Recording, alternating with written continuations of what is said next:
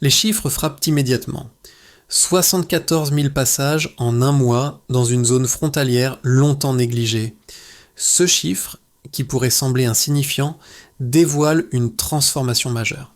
Pour Ibrahim Traoré, c'est un signe de stabilité qui commence à se dessiner dans une région fragile, mais quel impact réel pour les habitants? La question reste ouverte. Le poste frontière, autrefois un lieu de passage sans identité, se réinvente désormais comme un symbole vivant de souveraineté et d'ordre public, un modèle pour la région.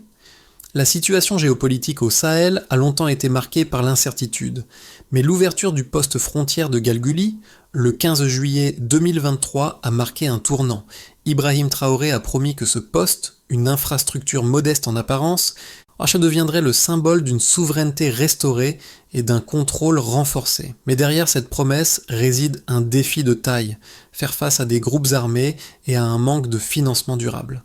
Le succès de ce projet n'est pas garanti. Pour les habitants de la région, le bénéfice est évident, un accès à l'eau, à l'électricité et à un environnement plus sécurisé. Mais ces avancées peuvent être fragiles.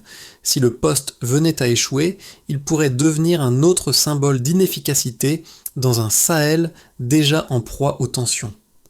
La question qui se pose est simple. Galguli pourra-t-il devenir un modèle durable ou ne restera-t-il qu'une illusion temporaire? L'ouverture du poste frontalier de Galguli en juillet 2023 a suscité un intérêt immédiat, non seulement en raison de sa nouveauté, mais aussi par son potentiel à devenir un point stratégique pour le Burkina Faso. En moins d'un mois, plus de 74 000 passages ont été enregistrés dans cette région autrefois vue comme une zone marginale. Ce chiffre a rapidement attiré l'attention des autorités locales et internationales. Mais ce n'est pas seulement un chiffre, il témoigne d'une transformation fondamentale. La frontière, qui autrefois était une ligne incertaine, est devenue un espace organisé, mesuré et régulé. La présence de la technologie, avec des systèmes de scanners biométriques et de panneaux solaires pour l'électricité et l'eau, a changé la donne.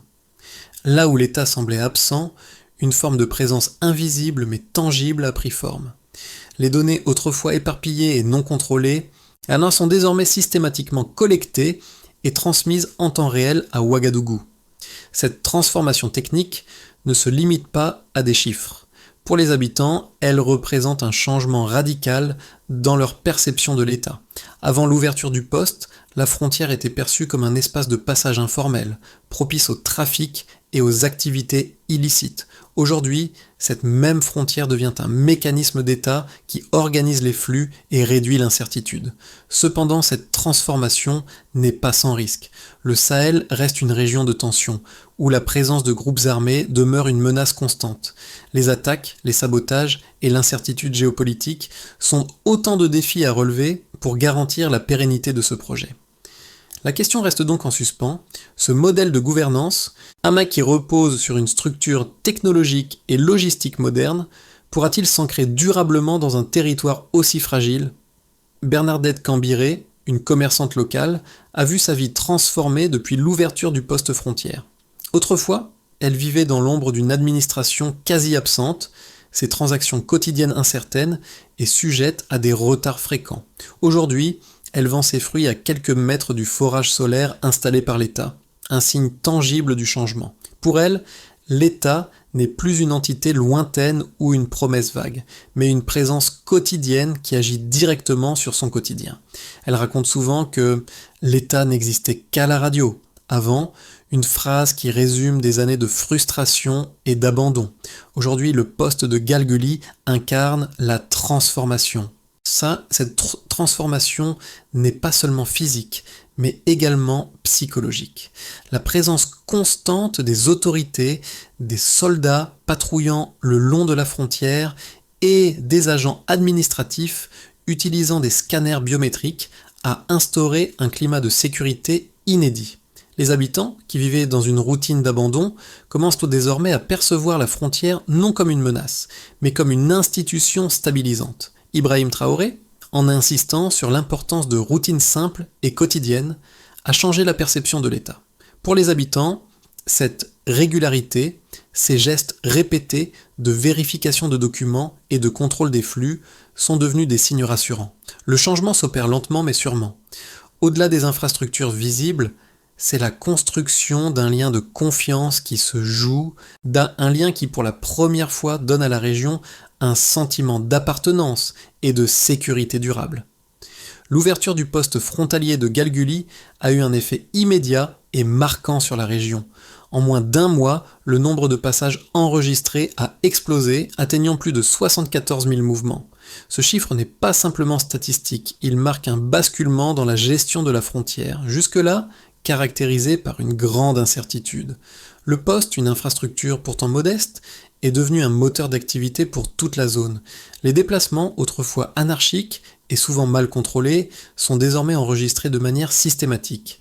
Et chaque mouvement est traité comme une donnée précieuse, envoyée directement à Ouagadougou. Pour Ibrahim Traoré, ce succès initial représente une étape importante dans la reconstruction de la souveraineté du Burkina Faso.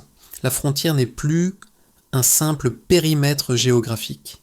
Elle est désormais un espace fonctionnel, où la présence de l'État est mesurable et fiable. Cette donnée enregistrée a un impact direct sur la sécurité de la région. En moins d'un mois, les autorités ont constaté une baisse de 37% des incidents frontaliers signalés. Ce chiffre atteste de l'impact dissuasif d'une présence visible et régulière, mais aussi de l'efficacité du contrôle automatisé mis en place. Pourtant, le chemin reste semé d'embûches. Les groupes armés, bien établis dans cette région du Sahel, ont rapidement vu dans ce poste un défi à leurs activités. Leur réponse a été immédiate. Des rumeurs ont commencé à circuler sur une éventuelle attaque du poste. Cette tension a obligé Ibrahim Traoré à réagir rapidement, en renforçant les patrouilles et en coordonnant des actions avec les forces de sécurité du Ghana, pays voisin.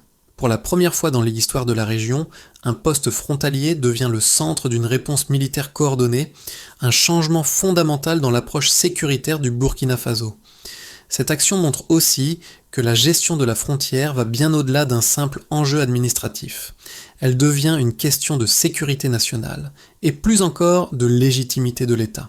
En renforçant sa présence dans ces zones de transit, souvent laissées à l'abandon, le Burkina Faso montre que son autorité s'étend au-delà des grandes villes. Ce modèle de souveraineté décentralisée où la technologie et l'humain se rejoignent pourrait bien devenir un précédent pour d'autres régions du Sahel. Mais le véritable test reste la pérennité de ce système. Il ne suffit pas de mettre en place un poste et de recueillir des données.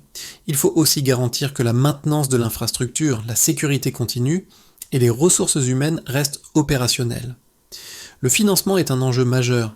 Sans un soutien constant, aussi bien financier qu'humain, le modèle de Galguli pourrait se retrouver confronté à des difficultés qui menaceraient en son succès. Les autorités burkinabées doivent donc démontrer qu'elles sont capables de maintenir ce projet à long terme. La pérennité des données collectées, leur analyse continue et leur utilisation stratégique seront les clés de la réussite de ce modèle. Les chiffres concernant le poste frontière de Galguli sont frappants et soulignent l'impact réel de cette infrastructure. En moins d'un mois, l'OIM a enregistré plus de 74 000 passages, un chiffre impressionnant pour une zone longtemps marginalisée. Cette statistique révèle non seulement l'activité dans la région, mais aussi l'efficacité du système de contrôle mis en place. Chaque passage est désormais enregistré, offrant ainsi un suivi précis et en temps réel des mouvements à la frontière. Ce système permet d'identifier des tendances, de prédire des fluctuations dans les déplacements et de mieux planifier les actions de sécurité. Sur le plan de la sécurité, un autre élément retient l'attention. Depuis l'ouverture du poste, les autorités burkinabées ont constaté une baisse significative des incidents frontaliers.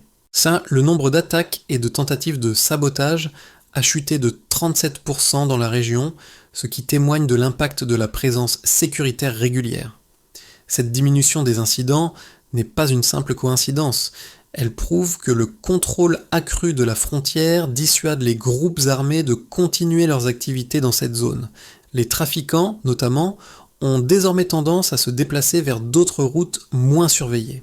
Cela reflète également un changement dans l'équilibre des forces. L'État reprend peu à peu le contrôle sur ces zones longtemps considérées comme zones grises. Sur le plan économique, l'effet sur l'économie locale se remarque tout autant.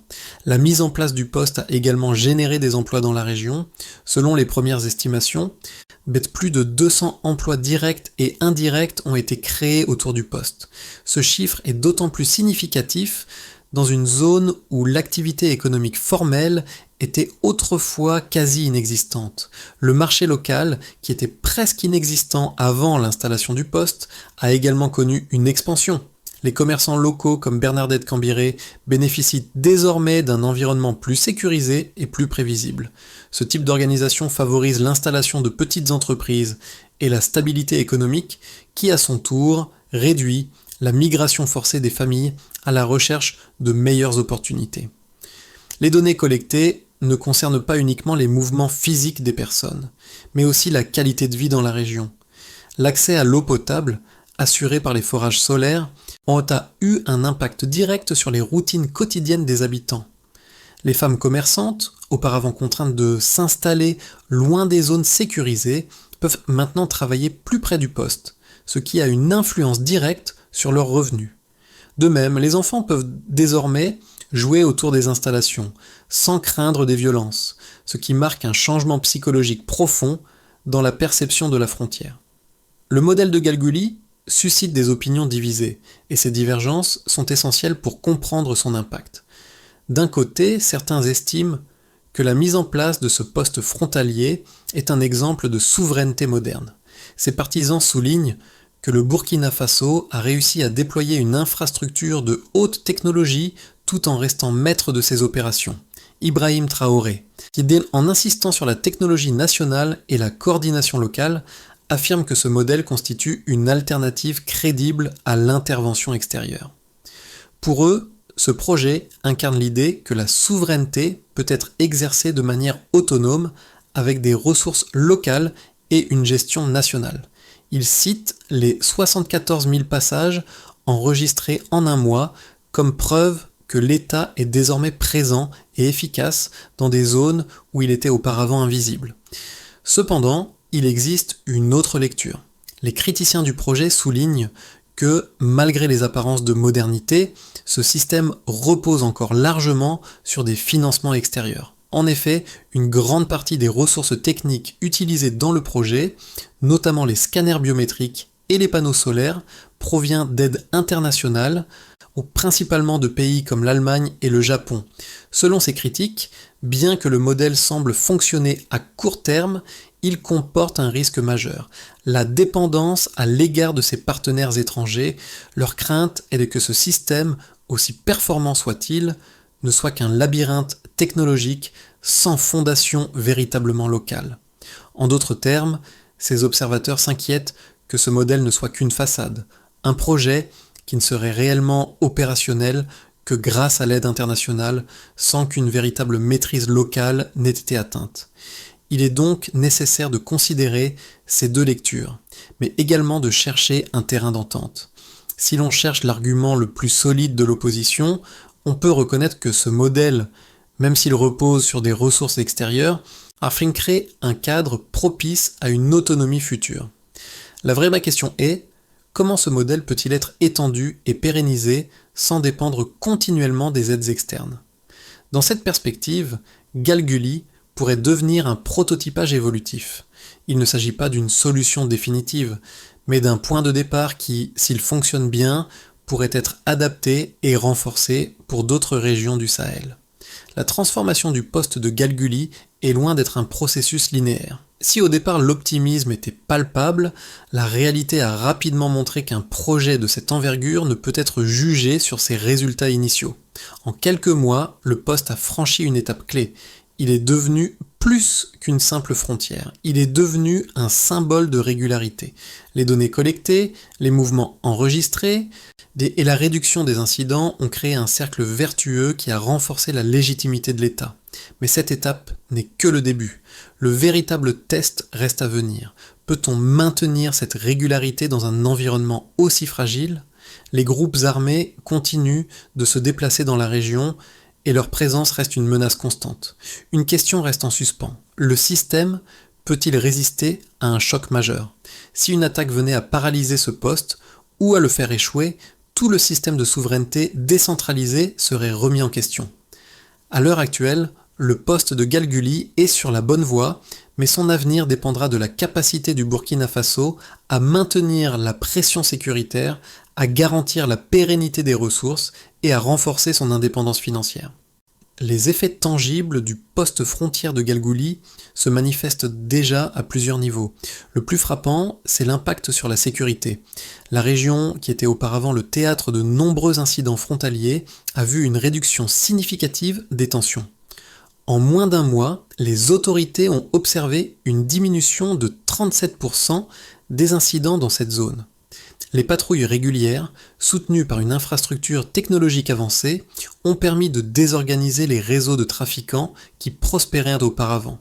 Les scanners biométriques et les panneaux solaires ont non seulement renforcé la présence de l'État, mais ont aussi montré l'efficacité de la technologie comme levier de stabilité dans des zones autrement instables. Ce succès a provoqué un changement dans la manière dont les habitants perçoivent l'État. Ce dernier n'est plus perçu comme un acteur distant et sporadique, mais comme une entité fiable qui exerce une souveraineté visible et mesurable. Au niveau économique, le poste a généré plus de 200 emplois directs et indirects. Ces emplois ne concernent pas seulement les agents de sécurité ou les administrateurs locaux, mais aussi les commerçants, les travailleurs de maintenance et les techniciens qui assurent le bon fonctionnement des installations. Cette microéconomie florissante autour du poste a stabilisé les familles, réduisant ainsi la nécessité de migrer vers des zones plus sûres, souvent à l'extérieur du pays. Les marchés locaux, autrefois quasi inexistants, se sont développés et ont commencé à fonctionner sur des horaires réguliers. Le commerce devient ainsi prévisible, ce qui encourage l'investissement et la planification des activités économiques. Les commerçants, comme Bernadette Cambiré, témoignent de l'impact direct sur leurs revenus puisqu'ils ne sont plus contraints de se déplacer sur des routes dangereuses. De plus, la sécurité accrue permet un commerce plus fluide, sans la crainte constante des embuscades ou des attaques. L'impact psychologique sur les habitants de Galguli est tout aussi important. Le poste a transformé la frontière d'une zone de passage incertain en un espace de régularité. La présence de l'État n'est plus perçue comme une menace, mais comme un réconfort.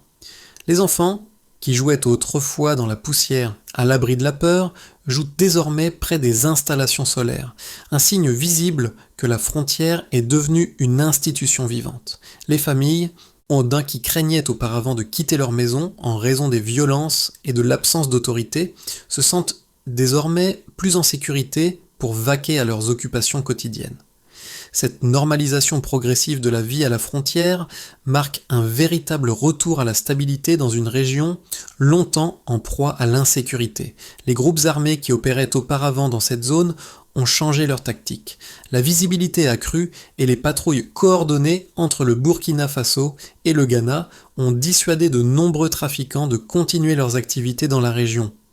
En réponse à cette pression, ils ont commencé à se déplacer vers des routes moins surveillées, rendant ainsi leur trafic plus complexe à organiser. Cette dynamique montre que l'approche combinée de technologie et de présence physique crée un environnement beaucoup plus difficile à exploiter pour les groupes armés. Et, au-delà de la sécurité et de l'économie, le développement communautaire se voit déjà sur le terrain. L'accès à l'eau potable grâce au forage solaire a considérablement amélioré les conditions de vie des habitants. Les femmes commerçantes, qui étaient auparavant contraintes de travailler loin des zones sécurisées, occupent désormais les abords directs du poste. Ce renforcement des infrastructures de base permet non seulement de stabiliser les marchés locaux, mais aussi de garantir une meilleure gestion des ressources et des flux de population. Dans les prochains mois, le modèle de Galguli devra passer plusieurs tests cruciaux et plusieurs trajectoires restent possibles pour l'avenir du Burkina Faso et de la région. On peut imaginer une trajectoire où le succès actuel se prolonge. Si le poste continue de fonctionner comme prévu, sans interruption majeure, il pourrait devenir un modèle de souveraineté décentralisé pour d'autres régions du Sahel. La coordination Burkina Faso-Ghana pourrait être renforcée et le modèle de technologie solaire et biométrique pourrait être reproduit ailleurs, notamment dans des zones frontalières similaires. Dans ce cas, l'autonomie fonctionnelle du poste et la réduction des incidents renforceraient la légitimité de l'État et l'économie locale se développerait encore davantage. Ce scénario offrirait une nouvelle vision de la gouvernance frontalière, un modèle qui pourrait être soutenu par des partenaires internationaux, mais qui resterait avant tout contrôlé par des ressources locales.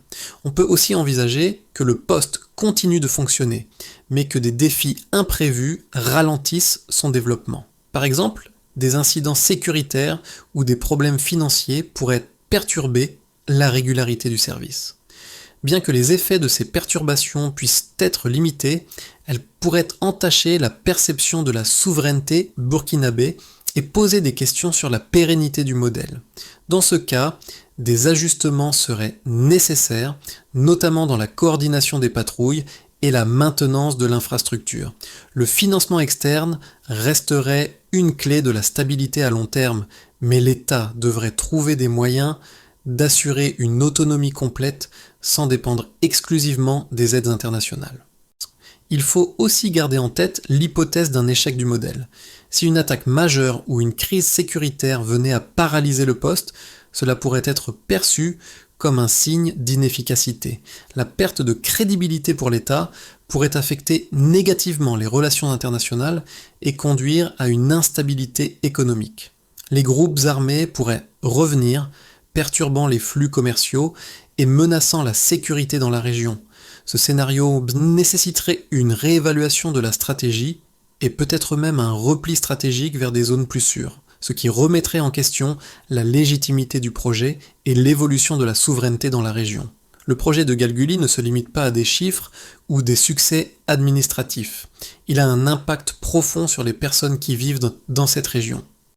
Pour les habitants de Galguli, ce n'est pas seulement la présence de l'État qui change, mais leur perception de l'avenir. L'accès régulier à l'eau, la sécurité accrue et la prévisibilité de leur quotidien leur offrent une nouvelle stabilité qui avait disparu depuis des années. Les femmes commerçantes qui installèrent leurs étals à l'écart du poste, de peur d'être prises dans des embuscades, peuvent désormais travailler près des installations. Cette proximité renforce l'économie locale et transforme une situation de fragilité en une opportunité tangible. Pour les jeunes, cette stabilité est un signal d'espoir. Ils n'ont plus à fuir vers d'autres pays en quête de sécurité et de scolarité. Les écoles locales se remplissent et les formateurs numériques sont sollicités pour fournir de nouvelles compétences. C'est le simple fait de pouvoir se projeter dans l'avenir transforme leurs aspirations. Ils voient désormais des opportunités professionnelles là où il y avait autrefois des zones grises de pauvreté et de désespoir. Cependant, les habitants plus âgés, qui ont vécu l'absence de l'État pendant de nombreuses années, sont plus prudents. Ils savent que cette stabilité peut être fragile. L'important ici est que l'ouverture du poste a offert une porte de sortie à une situation de désespoir, et même si tout n'est pas encore parfait, la régularité des services et des interactions administratives leur permet de se sentir mieux protégés. Les petites victoires quotidiennes, comme l'accès à l'eau et la prédictibilité des marchés, sont des marqueurs puissants d'un changement structurel dans la perception de l'État. Cette transformation, quoique encore fragile, est un début, et chaque pas vers une stabilité durable est un pas important pour la région. Pour que Galguli devienne un modèle pérenne, un plan en plusieurs étapes doit être mis en place, visant à renforcer la durabilité et à éviter toute forme de régression. La maintenance continue du poste est cruciale. Les équipes locales doivent assurer un contrôle mensuel des installations solaires, des scanners biométriques et du forage pour garantir qu'aucune interruption ne perturbe les services. Un poste qui ne faiblit jamais devient un argument de légitimité en soi, un message fort pour les habitants. Dans le même esprit, la coordination avec le Ghana doit être renforcée. Les patrouilles conjointes doivent être maintenues sur un calendrier bien défini avec des rapports réguliers sur les mouvements sensibles. Cette collaboration intergouvernementale permet de mieux gérer les flux transfrontaliers tout en limitant les infiltrations des groupes armés. En parallèle, la duplication progressive du modèle doit être mise en œuvre. Le succès de Galguli peut être le point de départ pour étendre ce modèle à d'autres zones marginalisées du Sahel. L'installation de stations biométriques et solaires, suivi d'une formation locale, pourrait reproduire ce succès ailleurs. Chaque nouveau poste opérationnel devrait suivre un rythme de déploiement tous les 6 mois pour garantir une couverture géographique croissante et une réduction des zones grises. Pour maintenir le cap, un audit trimestriel doit être réalisé pour évaluer l'efficacité des dispositifs en place. Ce suivi, mené par le gouvernement et les partenaires internationaux, doit inclure des rapports détaillant la protection des données, la maintenance des infrastructures et les impacts sur les communautés locales. L'objectif est de maintenir un niveau de transparence et de confiance envers le modèle mis en place. Le poste de Galgully représente bien plus qu'une simple infrastructure. Il incarne une transformation profonde pour les habitants. Bernadette Cambiré, commerçante locale, résume ce changement avec ces mots : « Ils nous ont apporté la lumière et la paix ». Cette phrase simple mais puissante résume l'impact de la présence de l'État dans un territoire qui semblait autrefois abandonné. La lumière, au-delà de sa fonction utilitaire, est devenue un symbole de stabilité, un signe que la vie peut être différente, plus sûre et plus prévisible. Les enfants qui jouent près des installations solaires et les commerçants qui retrouvent une certaine sécurité dans leurs activités quotidiennes montrent que cette transformation n'est pas seulement administrative, mais profondément humaine. Les gestes simples, comme saluer un soldat ou vérifier un document, sont devenus des repères dans un territoire où l'incertitude régnait autrefois. Ce retour à la normalité dans une zone qui a longtemps été une zone grise du Sahel montre que la souveraineté ne réside pas seulement dans les symboles, mais dans les gestes quotidiens. Galgully incarne cette souveraineté vécue, une souveraineté mesurable à travers les réalités concrètes du quotidien.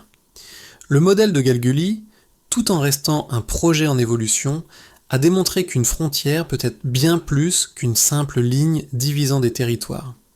Elle peut devenir un moteur économique, un pôle de stabilité et un symbole de souveraineté. Si l'on suit de près cette évolution, il devient essentiel de continuer à soutenir ce genre d'initiative. Le Burkina Faso a montré qu'il est capable de réinventer son approche de la gouvernance frontalière avec des solutions qui allient technologie et gestion locale. Si vous croyez en la capacité des zones marginalisées à se transformer grâce à une gestion innovante et autonome, il est temps de rejoindre la conversation. Que vous soyez acteur de la société civile, chercheur ou simplement citoyen intéressé par l'avenir du Sahel, votre soutien et vos idées peuvent jouer un rôle clé dans cette dynamique. À ce moment, partagez vos réflexions sur les moyens de renforcer ce modèle de souveraineté appliqué et engagez-vous à soutenir ces initiatives qui font la différence. Ensemble, nous pouvons contribuer à la construction d'une Afrique plus stable et plus autonome à travers des actions concrètes et mesurables.